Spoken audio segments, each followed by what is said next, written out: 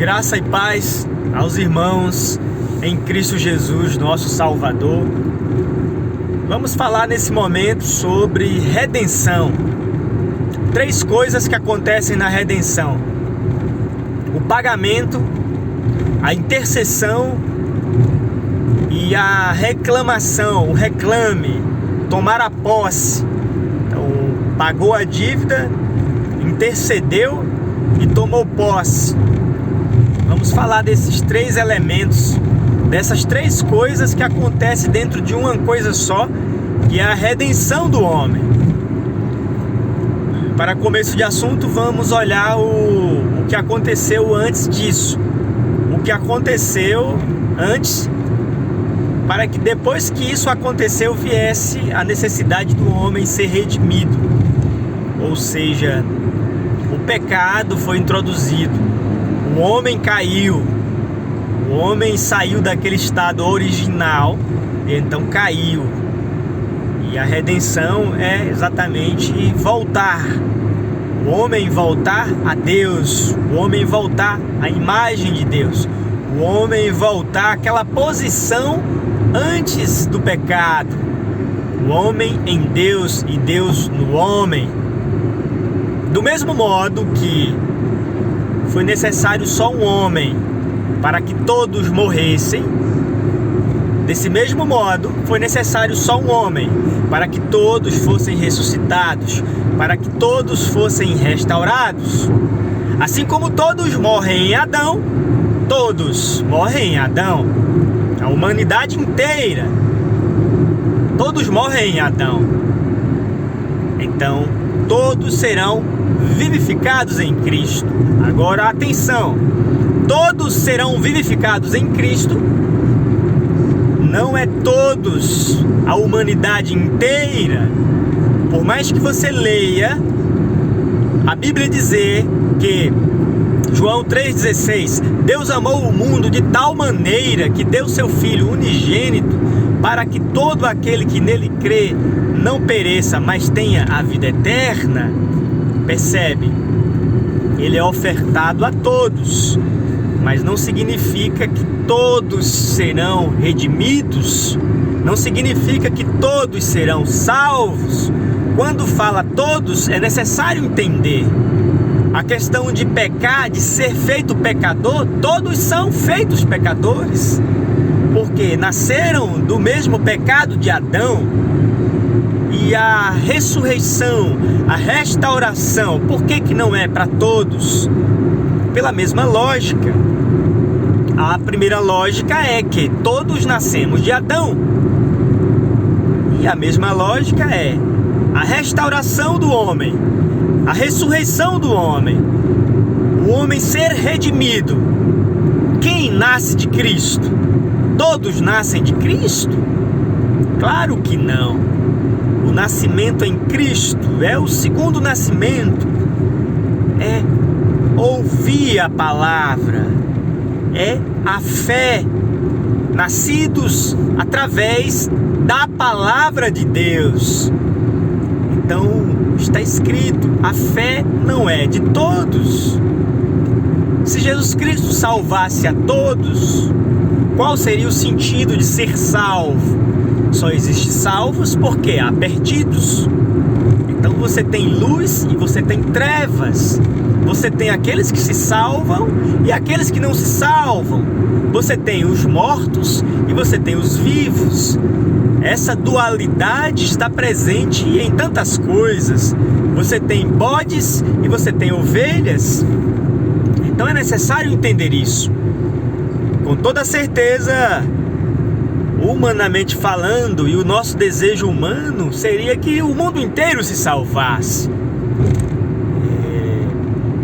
Isso é um desejo humano, isso é um pensamento humano, que na teologia é chamado de universalismo, que seria todo mundo é salvo. Agora, isso não é bíblico. Jesus Cristo veio derramar seu sangue para resgatar aqueles que se haviam perdido. Se você abrir sua Bíblia no capítulo 17 de João, leia e veja, Jesus Cristo afirma: eu não oro pelo mundo, mas eu oro por estes e por aqueles, por estes e por aqueles, estes que me destes. Jesus afirma, é claro, o texto em João 17, que o Filho recebeu o poder para dar a vida eterna. Ele recebeu o poder sobre toda a carne. E ele então vai dar a vida eterna a toda a carne? Não, não e não. Mas a vida eterna será dada somente àqueles que o Pai concedeu. E isso não é ruindade da minha parte. Eu não posso salvar a ninguém. Jesus Cristo, mesmo sendo o Salvador, ele não salva a outro a não ser aquele que o Pai deu. Ele declarou em várias passagens. Ele disse: o sangue será derramado em resgate de muitos. O Filho do Homem veio buscar aqueles que se haviam perdidos. Então existe essa eleição. E a eleição implica em rejeição. E eu sei que isso não é popular. Isso soa ruim. Isso soa injusto da parte de Deus salvar uns e outros não, uma vez que todos entraram no mesmo pecado de Adão. Então soa injusto. Como pode Deus então salvar uns e outros não? Eu confesso para você que eu não vou entrar em contenda com Deus, mas eu preciso aceitar o que está escrito, até porque não sou eu que me salvo a mim mesmo. E eu também não posso ver, não posso ter essa certeza da salvação de forma a me orgulhar, a me achar melhor que os outros. Mas é necessário ter uma fé própria, uma fé individual, de acreditar que eu sou um dos tais. Se nesse tempo presente só existir um salvo, esse sou eu. E essa mesma fé humana, natural, todas as pessoas precisam ter. É como ir a um concurso e então você vai disputar uma vaga e ali você acredita que essa vaga será sua. É necessário ser assim. No caso do concurso, você irá fazer uma prova. Você estudou e vai fazer uma prova. A salvação não é dessa maneira. A redenção não é assim. Para começo de assunto, você foi eleito antes da fundação do mundo. E aí é o ponto. É necessário entender que o mundo que agora existe, ele passou a existir de um começo. E esse começo foi feito em Adão, através do pecado de Adão. E a humanidade então se tornou essa que agora existe.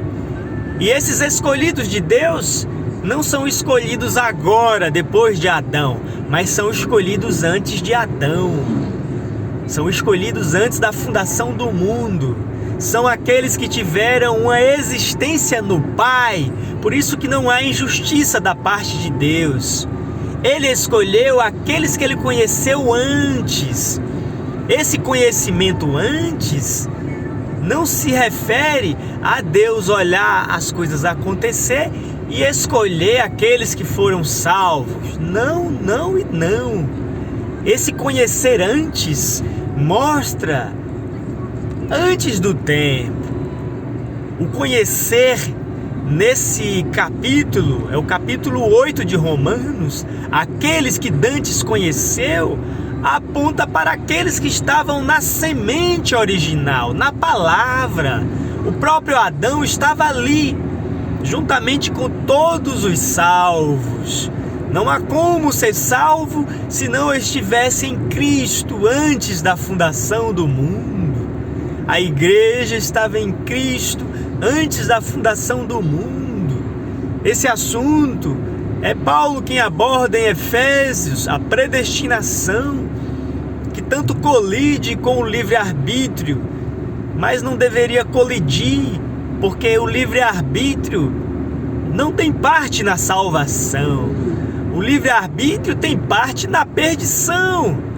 O livre-arbítrio levou Adão a comer do fruto proibido e entregar todos à morte. E é exatamente o fim do livre-arbítrio que traz a salvação. Não leu você no Pai Nosso? Não é a nossa vontade, não é o meu arbítrio, não é a minha escolha, mas é a escolha do Pai. Seja feita a vontade de Deus. E qual é a vontade de Deus em Jesus Cristo? A salvação para todo aquele que crê. Como está escrito, eu sei que gera uma complexidade, uma aparente contradição. Quando você lê o apóstolo Paulo dizer, por exemplo, que a vontade de Deus é que todos os homens sejam salvos, que todos os homens venham ao conhecimento da verdade para serem salvos. Aparentemente há uma contradição.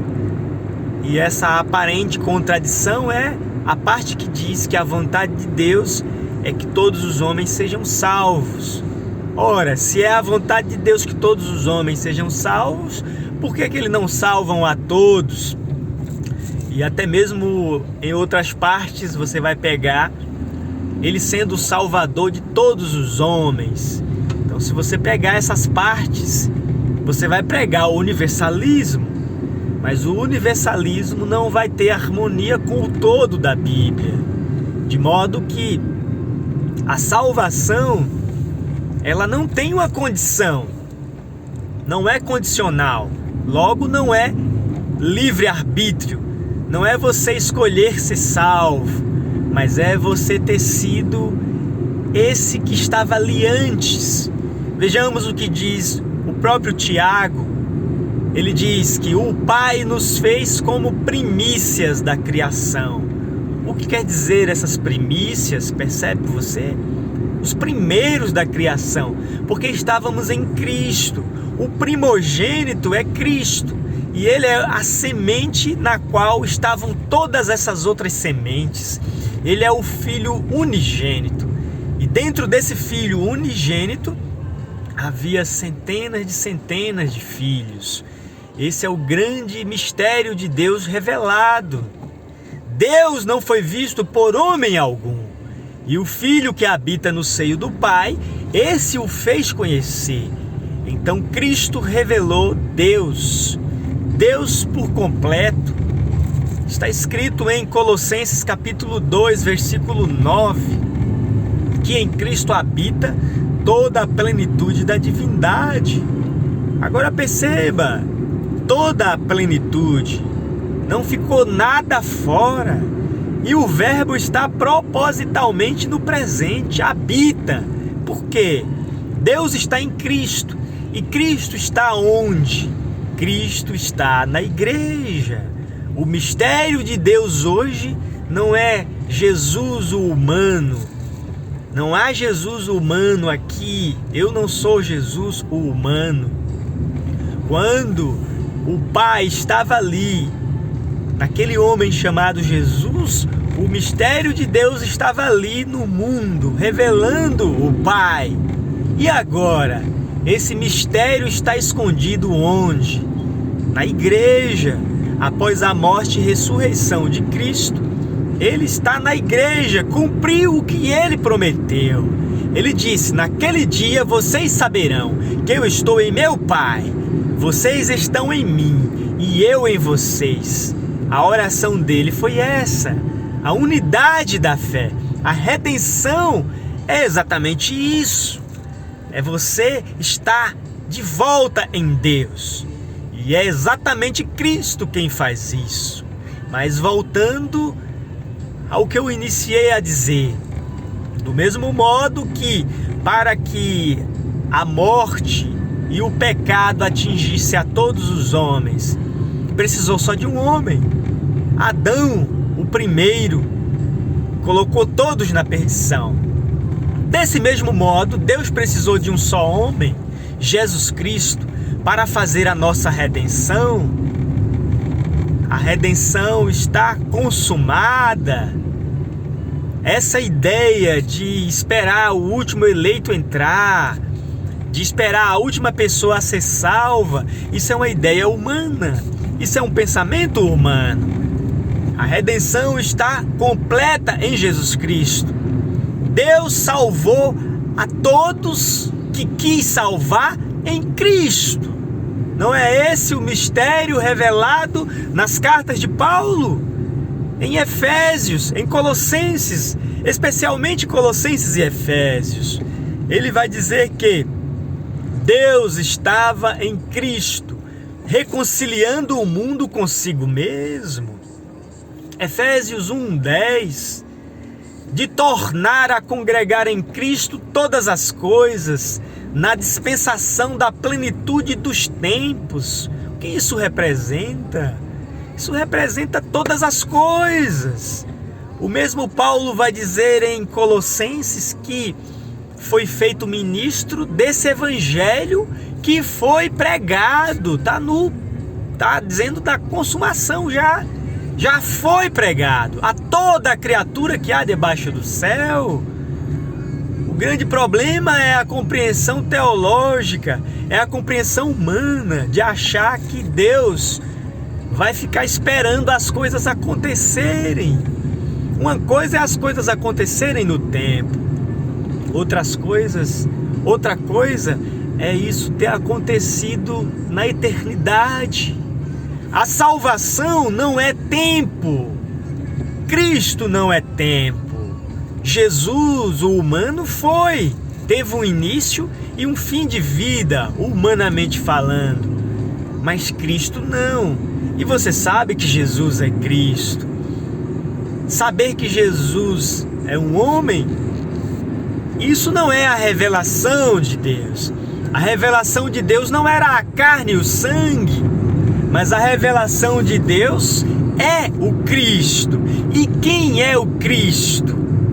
Veja, o Cristo ali era um homem ungido para esse propósito de redenção, para pagar o preço, para interceder por nós, para tomar posse desse homem restaurado, dessa morada de Deus, Deus tomando posse da sua propriedade.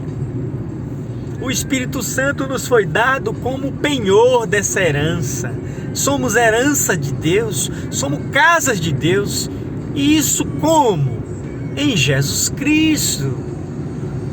Através do seu sangue, Ele pagou o preço. E a intercessão é o que segue. Após o pagamento do preço, então há uma intercessão. Para que essa intercessão? Essa intercessão é para que ele tome posse. Essa intercessão representa a justificação. Então pagou o preço, comprou a toda a humanidade. O sangue dele é para a propiciação dos nossos pecados e do mundo inteiro, disse João. Agora, mais uma vez, o mundo inteiro não vai ser salvo. Por que não vai ser salvo? Porque ele tem seus eleitos. É como você comprar um grande campo e dentro daquele campo vai ter o tesouro. E você então é dono do campo todo, mas o que te importa é o tesouro. Assim Jesus Cristo comprou a humanidade inteira. Ele disse na cruz: Pai, perdoa porque eles não sabem o que fazem. Isso não significa que ser perdoado será salvo. Todo mundo foi perdoado. O sangue foi derramado por todos. Realmente Deus amou a todos nesse quesito amor e desejo e querer que as pessoas se salvem. Agora, a prática disso, somente os eleitos. É como um teste de DNA. Você teve filhos ali e agora tem aquele monte de crianças que vai fazer o teste. E elas parecem ser todas iguais, mas haverá aquelas que estavam em seu sangue, aquelas que você conheceu primeiro. Não há nenhuma injustiça da parte de Deus. A injustiça é aparente. A injustiça é o nosso pensamento humano de achar que Deus escolheu o João e recusou o Joaquim. Não, não tem nada a ver com isso. A predestinação é como o milho. O milho não pode dar feijão e nem o feijão dá milho. A predestinação está em toda parte. E o livre-arbítrio nada tem a ver com salvação. O livre-arbítrio tem tudo a ver com a perdição. Foi a escolha do homem se perder. E foi a escolha de Deus salvar o homem. Então é totalmente diferente. O nosso livre-arbítrio foi vendido em Adão. Você não nasceu com escolha de ser salvo ou ser perdido. É necessário compreender que a salvação ela é exclusiva de Cristo. E ela começa pela graça, por meio da fé, que não vem de vós, percebe? A nova aliança estabelece que Deus é o autor, o próprio Cristo é o autor dessa salvação. Quem é o lavrador agora? É Adão? É o homem? Não. O lavrador é o Pai. Cristo é a videira verdadeira, nós somos os galhos. A nova aliança traz isso. Então essa redenção, resumidamente, as três partes, os três elementos da redenção estão completos. Não tem nada a ver com esperar algo acontecer, mas é compreender que isso já aconteceu. Agora, a ideia coletiva, essa ideia coletiva que vai trazendo pensamentos equivocados. Pensar que Deus vai salvar um grupo, pensar que a igreja é um grupo de pessoas específico em tal tempo, e isso são pensamentos humanos. Ali do lado de Jesus, quem é que inaugura o paraíso? Aquele ladrão. Então é individual, ele foi aparecendo um a um. A ideia coletiva dele vir para o coletivo, isso gera uma grande confusão.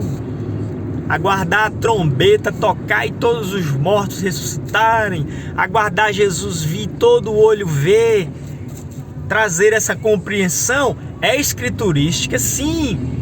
Porém, quando você se aprofunda nisso, você vê que não é dessa forma.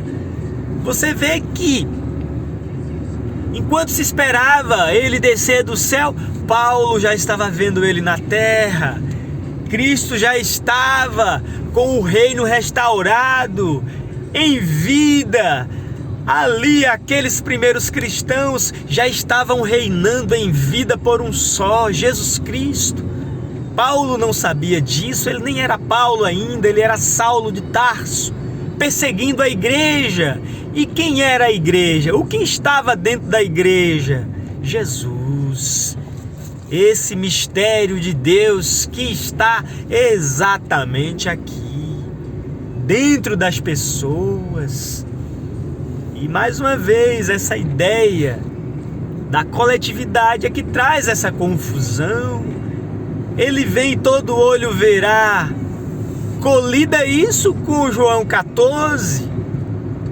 O mundo não me verá mais. Então colida a escritura e entenda que não é uma contradição, mas qual é a compreensão? Todo olho o verá. Não é como nos filmes, onde a humanidade inteira vai ver e aí vai se dobrar e confessar que Jesus Cristo é o Senhor, para a glória de Deus Pai. Então todo mundo vai ser salvo? Não, não, não e não. Isso representa seus salvos. Efésios 4. Deus está em todos, por todos, acima de todos. Isso significa que é todo mundo salvo? Não, não e não. A unidade da fé é como um casamento. Eu estou em você e você está em mim. A redenção é Deus estar em mim e eu estou em Deus. Ele está em todos, mas todos estão nele? Não, não e não. É bíblico. É a escritura completa. Ele disse: afastai-vos de mim. Como afastar dele? Pessoas que estavam nele, mas ele não estava nelas. Afastai-vos de mim, vocês que praticam a iniquidade. Isso representou homens de Deus, profetas de Deus. Esses profetas não eram do diabo, essas pessoas não eram do diabo, elas eram de Deus, estavam nele, em Jesus. Ele disse isso. Expulsaram demônios, falaram novas línguas, profetizaram, mas ele disse: afastem-se de mim, vocês são praticantes de iniquidade. O que isso quer dizer? A mesma palavra que ele disse em João 15: os galhos que não produzem frutos serão cortados e lançados no fogo. Então, estavam em Cristo, mas não tinham o fruto. Que fruto é esse? O Espírito Santo, o fruto da palavra, Cristo. Estão em Cristo, mas não tem Cristo. Não tem o casamento perfeito. Quando você está em Cristo e Cristo está em você, obra consumada, o selo da redenção. Então, é necessário ter essa compreensão. De forma resumida, terminando aqui, eu digo a você, mediante as Escrituras, o ensinamento bíblico é que a redenção está consumada. E a ideia de Jesus voltar para um grupo de pessoas no futuro, essa ideia vai gerar uma grande confusão, como está aí confusos os teólogos, aguardando uma volta de Cristo, não olhando os textos que mostram o Cristo aqui na terra, todos os dias. Escrituras como João 14 não é ensinada aonde ele veio para morar. Ele fez as moradas e veio para que aonde ele estiver, estejamos nós também. A redenção está completa. E o que precisa acontecer? Somente eu sair dessa casca, somente eu sair desse homem de carne e sangue. Só isso que precisa. Deus não fará mais nada. O novo corpo já existe. Tudo está consumado. A redenção está plenamente feita. Deus já habita em perfeição com o homem.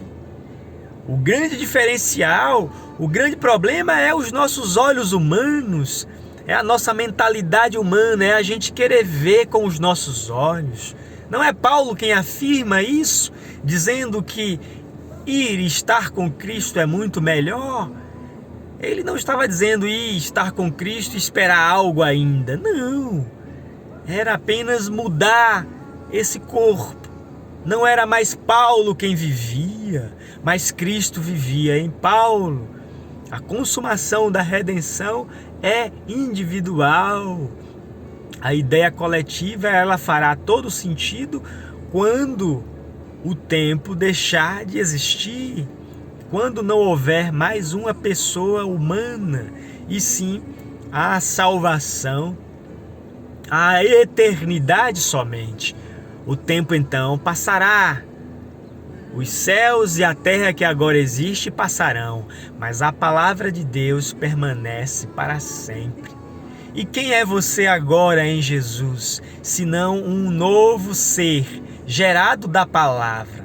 E esse ser que é gerado da palavra reproduzirá a mesma coisa. A redenção está consumada em Jesus. Ele pagou o preço. Ele fez a aspersão do sangue. E então ele veio fazer morada. O Pai e o Filho estão morando em mim. Ele se manifestou para mim conforme João 14. Quem me ama guardará a minha palavra. E como eu amo a Ele? Porque primeiro Ele me amou. Como eu conheço a Ele? Porque primeiro Ele me conheceu. Isso tudo representa o amor de Deus. Isso tudo representa o conhecimento que é testado no sangue de Deus, que é ser filho. Que Deus te abençoe, que essas palavras possam te ajudar. E aqui eu não quero impor isso a ninguém, existem muitos pontos de vistas. Se você interpreta isso como um ponto de vista meu, amém. Eu não estou condenando você que acha que vai acontecer um arrebatamento, uma volta de Jesus. Não estou condenando você, mas a minha percepção da Escritura é essa que eu acabei de dizer. Que Jesus Cristo, Ele consumou a obra da redenção. E que eu não aguardo mais nada a não ser sair desse corpo.